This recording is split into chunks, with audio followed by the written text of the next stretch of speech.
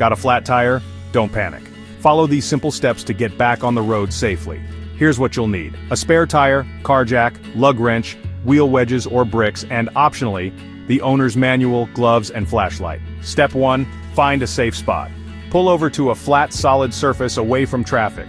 Turn on your hazard lights, apply the parking brake, and place wheel wedges. Step 2. Loosen the lug nuts. Use the wrench to slightly loosen the nuts on the flat tire. Remember, don't remove them yet. Tip: loosen in a crisscross pattern if there are 5 nuts. Step 3. Position the jack. Place the jack under the vehicle's frame near the flat tire. Refer to your manual for the exact location. Raise the car until the tire is about 6 inches off the ground. Step 4. Remove the flat tire. Fully remove the loosened lug nuts. Pull off the flat tire and place it flat on the ground to avoid rolling. Step 5. Mount the spare tire. Align the holes, slide the spare tire on, and hand tighten the lug nuts.